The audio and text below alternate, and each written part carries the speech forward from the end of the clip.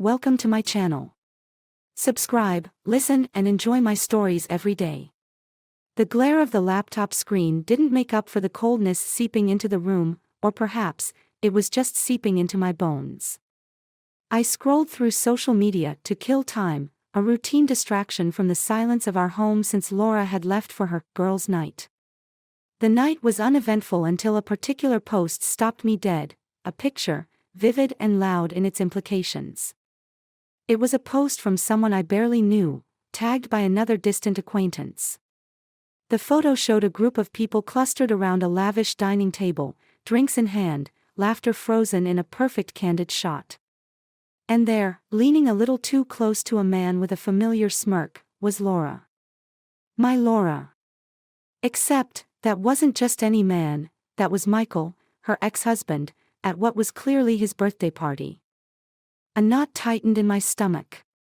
She had told me about a sleepover at her friend Jenny's house, a night of movies and reminiscing. Clearly, she was reminiscing somewhere else. I felt the ground shift beneath me as I sat there, the digital noise of the party mocking my solitude. I couldn't just sit there. I needed answers. Grabbing my keys, I decided it was time to see for myself what was happening at Michael's. The drive was a blur, each stoplight a momentary pause in the escalating fear that something was terribly wrong. The address was familiar, an echo of a past life Laura had shared with someone else.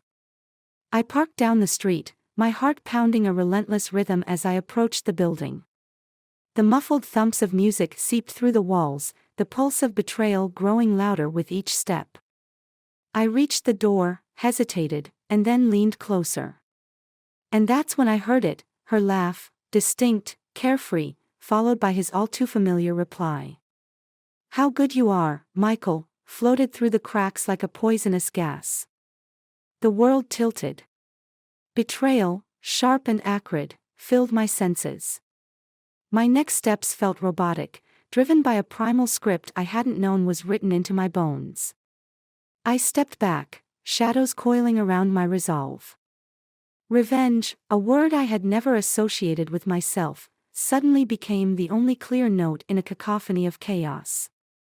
As I walked back to my car, the cold finally made sense. It wasn't the night that was cold. It was me, chilling from the inside out, as I began to plan. To begin with, I needed evidence. Proof, not just of her betrayal, but something darker, something that would shake the very foundations of her world as she had shaken mine. And I knew just where to start.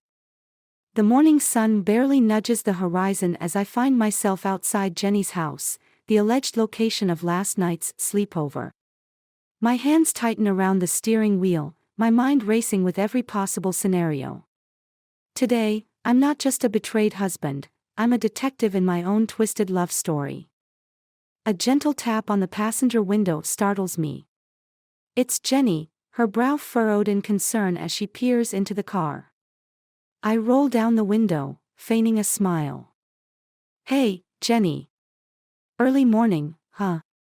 Saw your car and thought I'd say hi," I lie smoothly. Jenny looks puzzled but recovers quickly. "Oh, hey. Laura mentioned you were out of town. Everything okay?" "Actually, I came back early. Wanted to surprise Laura. She's here, right?" I watch her closely, looking for any sign of hesitation. Her eyes flicker, just a fraction, but it's enough. Yeah, she crashed here last night. Come on in, she's just waking up." Inside, the house is quiet, too quiet for a supposed girls' night aftermath. Jenny leads me to the guest room, knocking softly before pushing the door open. The room is empty, the bed untouched. I turn to face Jenny, who looks caught between explanations. "Looks like she stepped out," she stammers. "I don't understand, Jenny.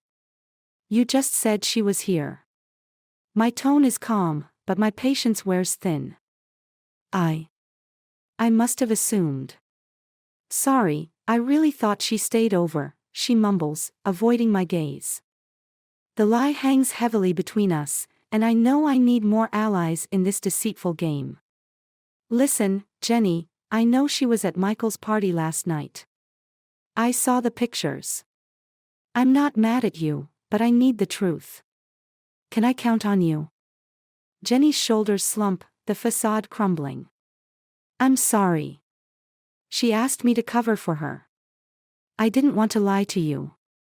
She said it was just a harmless catch-up. Harmless isn't the word I would use. My voice is hard, edged with the betrayal I feel. I need to know everything, Jenny. It's important. She nods, resigned. I'll tell you everything I know. But, Mark, what are you going to do? I pause, my plan still forming like a dark cloud. I'm going to find out everything, and then I'm going to expose the truth. All of it. Leaving Jenny's house, my next stop is the tech expert I knew from college, someone skilled enough to dig deeper into Laura's digital life without leaving a trace. As I drive, my phone buzzes, a message from Laura, full of heart emojis and an apology for coming home late. I'll make it up to you tonight, she writes. The irony isn't lost on me. Tonight, the real confrontation would happen, but not the kind she's expecting. I need solid proof, and I'm close to getting it. The tech expert, Danny, greets me with a knowing look. Got something tricky today? He asks, ushering me into his cluttered workshop. Need to access some secure files and messages. Can you do it? Danny's eyes gleam with the thrill of the challenge. You've come to the right place. Let's see what secrets we uncover today.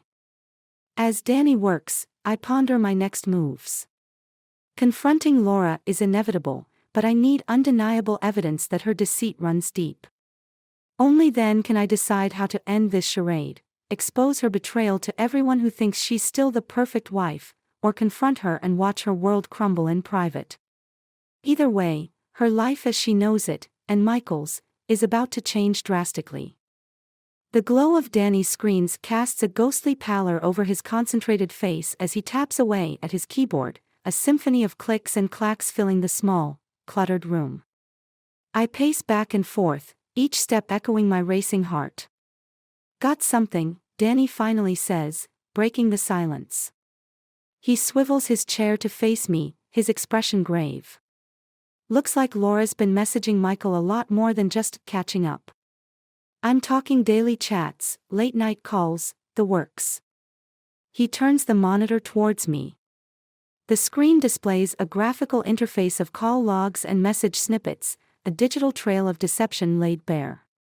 My eyes scan the texts, each word a hammer to my chest. You're always the one who got away, one message reads. Can't wait to see you again, says another. The betrayal isn't just emotional. It's methodical, planned. A sinking feeling tugs at my gut. Can you print everything out? I need hard copies. Danny nods, already hitting the print command. The printer whirs to life, each sheet falling into the tray like a verdict. Armed with the evidence, I drive home, the weight of the papers in the passenger seat a tangible reminder of the crumbling facade of my marriage. I arrive to find Laura's car in the driveway. She's home early, likely preparing her version of a reconciliation. I find her in the kitchen, her back to me, humming a tune as she cooks. The normalcy of the scene strikes a dissonant chord with the storm inside me. Laura, I say, my voice steady despite the turmoil. She turns, surprise flickering across her face as she sees the papers in my hand.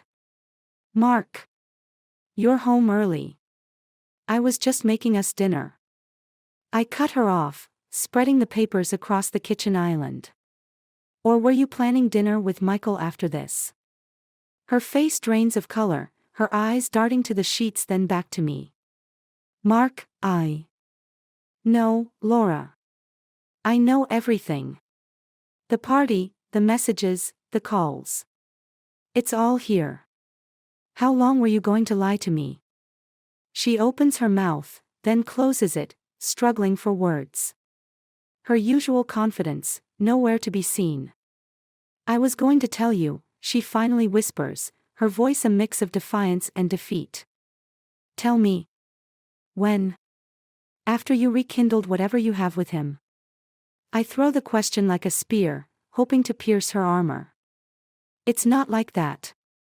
It's more complicated, she pleads, her eyes welling up. Save it, Laura. I trusted you. And you betrayed me. My voice breaks, anger giving way to pain. Laura reaches out, but I step back. What now, Mark? What do you want from me? I look at her, really look at her, seeing not the woman I married but the stranger before me. I want the truth, all of it. Then, I want a separation. I can't be with someone who trusts so little in us that she turns to her ex. She sinks into a chair, sobbing. It was a mistake. I'm sorry, Mark. Truly. Sorry isn't enough this time. I collect the papers, my mind made up. I'll be in the guest room until I figure out my next steps. We'll discuss how to handle this legally tomorrow. As I leave the kitchen, the sound of Laura crying blends with the tick of the clock. A painful, yet necessary reminder that time, much like my trust, once broken, could never be whole again. The days following my confrontation with Laura are shrouded in an oppressive silence. Each passing moment in our house seems to echo the remnants of a life that once promised so much more.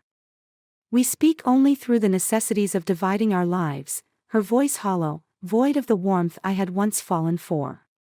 The finality of our separation looms large, yet neither of us has taken the definitive step of leaving. On a chilly Thursday evening, as the sun dips below the horizon, casting long shadows through the windows, I find myself sitting in the living room, the divorce papers on the coffee table in front of me, untouched and daunting. The doorbell rings, a sharp, unexpected sound that startles me from my reverie. I open the door to find Jenny standing there, her eyes wide, an envelope in her hands. Mark, you need to see this, she says, pushing the envelope into my hands with a sense of urgency. What's this? I ask, my eyebrows knitting together in confusion. Just read it. Now. Please. I tear open the envelope and pull out a series of photographs and a handwritten letter. The images show Laura and Michael, but not in clandestine meetups or romantic encounters. Instead, they are in a hospital, standing by a bed where an elderly woman lies, evidently very ill. The letter is from Laura, her familiar scrawl now shaky. Mark, I never meant to deceive you or hurt you. These photos are of Michael's mother, my former mother-in-law, Sarah. When we divorced, I promised her I'd look after her if anything happened. She's been diagnosed with terminal cancer, and Michael reached out for help. I couldn't turn them away, not in good conscience. I thought I could handle it without involving you, to spare you the pain and complications. I see now how wrong I was, how my actions, however well-intended, have led us here. I'm so sorry for everything. Laura. I lower the letter, the weight of the revelation making it hard to breathe. I look up at Jenny, who nods, her expression somber. She wanted me to give this to you earlier, but I couldn't find the right moment, Jenny says softly. Why didn't she just tell me? My voice is barely a whisper, my mind racing through the past days, the arguments, the suspicions, all underpinned by a misunderstood act of kindness. People make mistakes in how they handle things, especially when they try to protect the ones they love, Jenny responds, her tone gentle. Maybe give her a chance to explain. The room feels suddenly too small, the walls pressing in as I grapple with the tumult of emotions, anger, relief, but mostly, a profound sadness. Taking a deep breath, I find Laura in the garden, her back to me, lost in thought among the autumn blooms. Laura. My voice breaks the silence. She turns, her face lined with tears, not knowing I've seen the contents of the envelope. I'm so sorry, Mark. I know about Sarah, I say, watching her carefully. Her relief is palpable, and she steps towards me. I didn't want to burden you with my past, but I was wrong. Can you forgive me? The betrayal I felt before transforms in the light of the truth, morphing into a painful understanding. I don't know yet. But we can start with the truth, the whole truth, from now on. Laura nods, a fragile hope lighting her eyes. I'd like that. As we walk back into the house together, the papers on the table seem less daunting. Perhaps, in time, forgiveness might bridge the gap between deception and intent, between past hurts and a new beginning. Whether our paths would realign completely remained uncertain, but for the first time in weeks, a flicker of hope glimmers in the encroaching dusk.